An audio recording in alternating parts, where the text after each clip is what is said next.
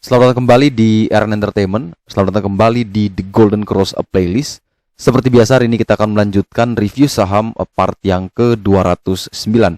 Namun sebelumnya, bagi teman-teman yang mungkin belum subscribe channel YouTube ini, sekali lagi jangan lupa tekan tombol subscribe, nyalakan lonceng notifikasinya, agar teman-teman tidak pernah ketinggalan informasi-informasi terbaru dari channel ini. Di part yang ke-209 hari ini kita akan mereview kurang lebih ada 8 saham. Dan sebelum kita memulai mereview ke-8 saham tersebut, maka teman-teman yang mungkin masih belum mendaftar webinar 3-in-1 batch yang kedua, di mana teman-teman di webinar kali ini teman-teman akan mendapatkan webinar pertama yaitu money management, kemudian webinar kedua adalah jadi trader mandiri atau belajar teknikal, kemudian webinar terakhir adalah belajar basic analisa fundamental. Jadi kalau teman-teman yang ingin mempelajari ketiga hal tersebut dalam one package ya, sekali bayar, itu hanya seikhlasnya teman-teman bayar, teman-teman dapatkan ketiga ini sekaligus.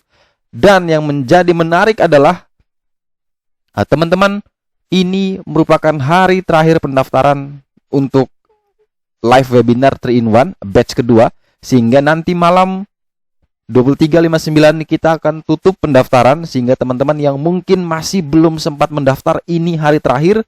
Segera daftar, silakan klik link yang ada di deskripsi atau silakan kontak saya t.me/renaldondona atau cari di Telegram @renaldondona untuk segera booking seatnya sebelum kita tutup webinar ini. Dan sekali lagi, tidak akan ada lagi webinar 3-in-1 ke depannya. Ini merupakan batch terakhir. Kemudian juga kalaupun ada nanti ke depannya sudah ada patokan harga, jadi tidak siklusnya lagi, sehingga manfaatkan momentum hari ini.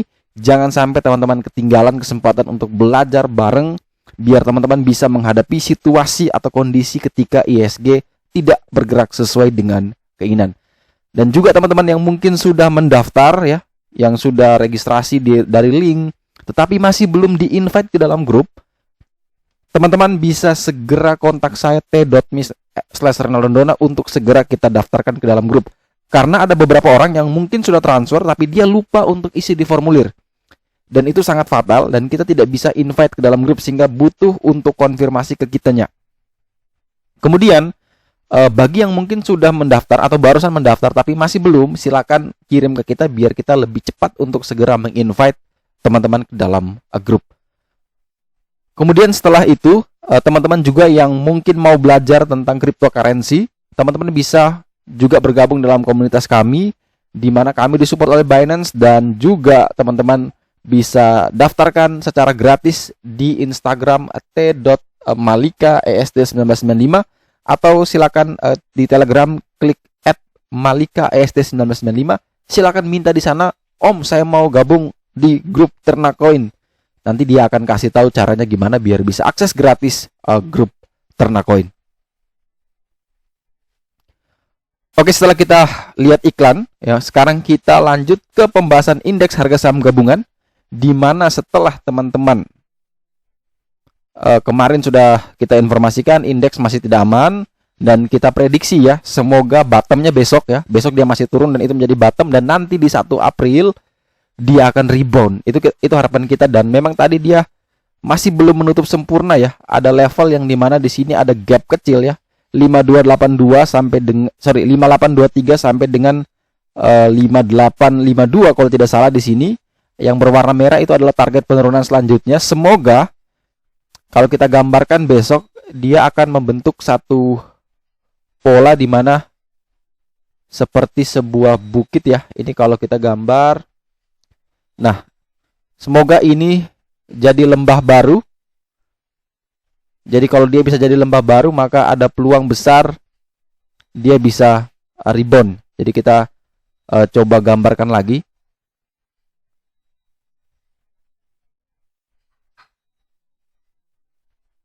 Ini kita anggap satu lembah, 2 lembah. Dan kalau teman-teman perhatikan, yang di sini satu kali rejection dengan ada support, dan ini juga semoga dia bisa rejection juga ya. Dia turun melunasi semua di sini, dia bisa turun di bawah 5823, semoga setelah dia turun di bawah 5823 baru dia bisa mantul, dan itu artinya di tanggal 1 memang benar-benar valid, dia bisa rebound. Semoga. Tapi kalau dia berani jebol di bawah ini, maka ada peluang besar dia akan menuju ke 5.500. Jadi semoga indeks kita besok bisa menutupi utangnya. Dia membentuk candle seperti yang ini. Semoga saja dia membentuk candle seperti itu. Ya, ada satu candle dalam sekali, namun setelah itu dia bisa rebound. Semoga. Dan kalau itu dia bisa rebound, maka teman-teman bisa pertimbangkan untuk average down. Jadi setelah dia turun, jebol, dia naik lagi di atas ini, langsung average down semuanya. Yang mungkin nyangkutnya dalam ya. Kemudian saham pertama yang akan kita review di part yang ke-209 hari ini adalah saham Inaf, di mana saham ini ditutup minus 6,11% di harga 2.460. Dimana kalau teman-teman nonton di video sebelumnya, memang ini adalah saham yang sudah saya informasikan bahwa sudah mulai menarik. Ternyata karena indeksnya amblas, maka semua saham itu juga turun, termasuk Inaf, yang akhirnya kita sudah cut loss di level PBL ya. Jadi kita sudah amankan dari 2.800 ya kalau tidak salah. Kalau teman-teman mungkin cek di video sebelumnya, karena bisa jadi PBL ini ke-update. Tapi kalau misalkan benar di 2.800, maka kita sudah selamat kurang lebih hampir 400 poin ya. Dan nanti kita akan mau entry kembali ketika dia bisa naik lagi di atas 2.800. Tapi kalau teman-teman merasa bahwa 2.800 itu terlalu ketinggian, maka di sini ada support di 2082. Teman-teman bisa pakai 2082 untuk kemudian teman-teman bisa membeli saham Inaf. Dan kalau misalkan dia bisa rebound, kena 2082 dan dia bisa rebound, maka ada peluang besar Inaf bisa menuju ke resisten di 2570. Kemudian setelah saham farmasi Inaf, maka kita menuju farmasi berikutnya adalah saham IRA, di mana saham ini ditutup minus 2,2% di harga 1.780. Dan kalau teman-teman perhatikan, dia telah ditutup di bawah PBL. Dan kita juga kalau misalkan yang beli di level sini dan kita cut loss, artinya kita sudah aman. Dan kita akan mau entry kembali kalau dia bisa naik lagi di atas 1880. Jadi kalau teman-teman yang merasa bahwa mau cari aman, maka tunggu dia breakout lagi resisten terkuat di 1880. Tapi kalau misalkan teman-teman yang mau nekat membeli saham IRA tanpa harus menunggu breakout di 1880, maka teman-teman bisa pakai 1722 ini sebagai support akhir. Kalau misalkan dia mampu dan kuat bertahan, silakan buy di 1720 sampai dengan 1730 dengan target kenaikan menuju ke 1805 dan menuju ke 1880 sebagai taking profit kedua. Tetapi kalau misalkan setelah teman-teman beli dan dia turun di bawah 1722 atau 1720, maka pasang 3 tick di bawah itu sebagai batasan untuk cut loss, karena ada peluang besar IRA bisa menuju ke 1570. Setelah saham IRA, kita punya saham Kimia Farma dengan kode emiten KF, di mana saham ini juga sama ditutup di level 2560 atau minus 5,54%. Dan saham ini juga sama ditutup di bawah PBL, sehingga PBL yang kita kenal sebagai support sudah berubah menjadi resisten terkuat dari saham KF. Untuk supportnya sudah tidak ada lagi untuk KF di daily chart ini, sehingga teman-teman kalau yang ingin membeli, minimal teman-teman buy on breakout di 2609. Ini ada resisten 1, resisten 2 ada di 2700, dan kalau misalkan teman-teman buy on breakout di 2609, maka targetnya adalah menuju ke 2700. Selama dia belum breakout, saran saya mending teman-teman wait and see terlebih dahulu untuk saham KF. Kemudian saham berikutnya adalah saham Antam, di mana saham ini sangat menarik sekali. Di perdagangan hari ini dia bergerak sangat-sangat volatile. Kalau teman-teman tektok di saham Antam hari ini, saya yakin teman-teman pasti dapat banyak sekali profit ya. Ketika dia tadi pagi open langsung dibanting ke 2180. Setelah dia banting di 2180, dia naik lagi sedikit mendekati 2200. Setelah itu dia dibanting lagi sampai 2130. Jadi kalau misalkan teman-teman cut loss di 2170, maka harusnya teman-teman bisa re-entry kembali kalau dia bisa breakout di 2170. Jadi kemarin kan sudah kita review bahwa selama di atas 2170 kita boleh buy. Nah, ketika dia open di 2180, harusnya teman-teman sudah masuk di situ, jual di 2200. Tetapi karena itu secara teori memang menarik ya, tapi kalau kenyataan kan tidak segampang itu. Nah, makanya kita bisa lebih renggang lagi. Ketika kita sudah membeli, ternyata dia turun di bawah 2170, kita pasang 3 tick. 3 tick itu di 2140. Ternyata 2140 itu kena juga karena dia turun sampai 2130. Ya udah kita cut loss. Ternyata dia bisa naik lagi di atas 2170. Nah, itu kita bisa re-entry kembali dan ternyata hari ini closing di 2250. Artinya teman-teman yang cut loss tadi mengamankan dulu cuman rugi 3 tick, sekarang sudah dapat, mungkin kalau teman-teman ambil lagi 2170, 2180 itu sudah dapat kurang lebih ada 8 tick ya. Jadi ada cukup lebih besar dari yang teman-teman cut loss. Artinya sudah bisa balik modal, bahkan bisa profit. Ya, ini yang saya namakan adalah kalau kita kena cut loss, itu kita mengamankan dari lebih besarnya kerugian. Kalau ternyata dia turun terus, kita selamat. Tetapi ternyata kalau dia bisa naik lagi di atas level support yang sudah berubah jadi resisten, maka kita re-entry kembali. Siapa tahu dia bisa terus rebound, dan kenyataannya Antam memang terus rebound di 2250, sehingga saya masih optimis Antam masih bisa akan terus melanjutkan kenaikan, karena hari ini juga dia full kenaikannya, full body di atas, tidak ada upper shadow, sehingga masih ada peluang kemungkinan besar dia akan menuju ke 2300 sampai dengan 2320. Intinya adalah selama Antam bertahan di atas 2170, maka saham Antam masih sangat aman untuk teman-teman miliki. Dan silakan batasi stop loss 3 tick di bawah 2170 untuk membatasi kerugian.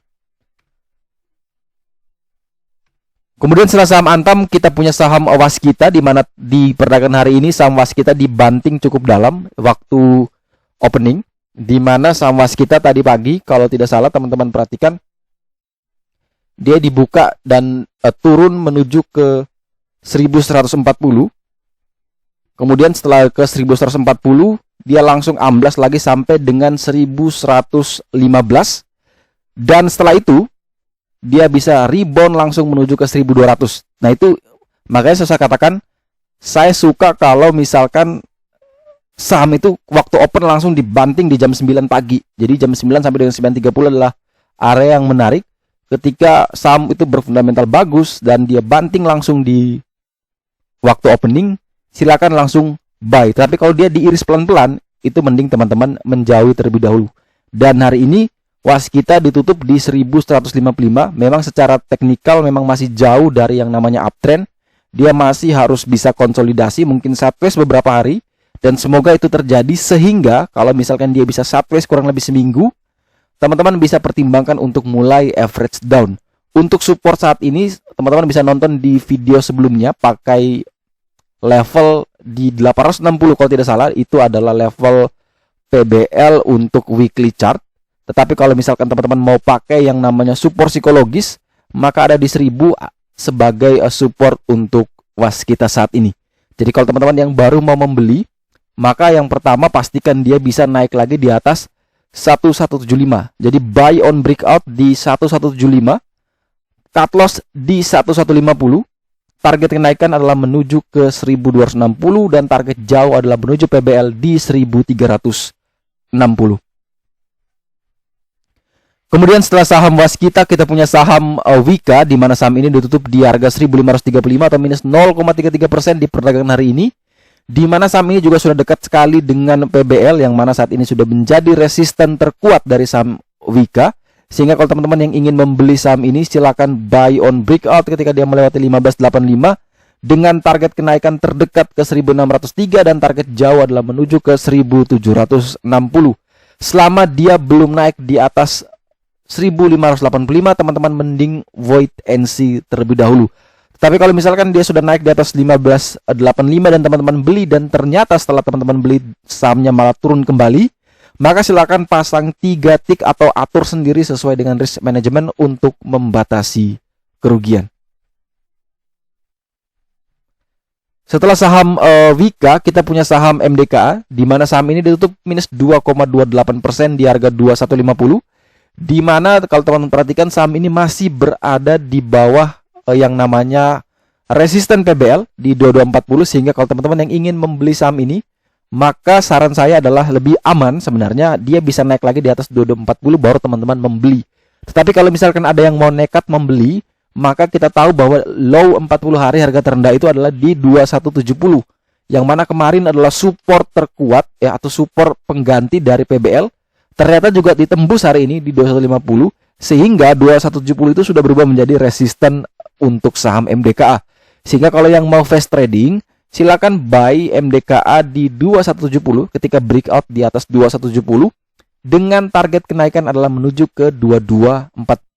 Dan saham terakhir yang akan kita review di part yang ke-209 hari ini adalah saham INKP, di mana saham ini ditutup di harga 10.450 atau minus 5%, dan dia juga telah ditutup turun di bawah PBL atau yang tadinya sudah menjadi super kuat, saat ini sudah menjadi resisten terkuat karena harga saat ini berada di bawah 11.450. Sehingga kalau teman-teman yang ingin membeli saham ini, minimal dia naik dulu di atas 10.775 karena ini adalah low 40 hari harga terendah. Dan setelah teman-teman buy on breakout di 10.75, target kenaikan adalah menuju ke 11.450. Selama masih belum naik di atas 10.775, maka mending teman-teman wait and see terlebih dahulu untuk saham INKP. Oke, sekian dulu review saham part yang ke-209 hari ini. Terima kasih banyak teman-teman yang telah setia menonton video ini. Sekali lagi jangan lupa like, subscribe, dan share agar semua informasi yang ada dalam video ini dapat berguna, bermanfaat, dan juga bisa menjadi panduan trading di keesokan harinya. Sekali lagi terima kasih banyak, sampai jumpa dan semoga membantu.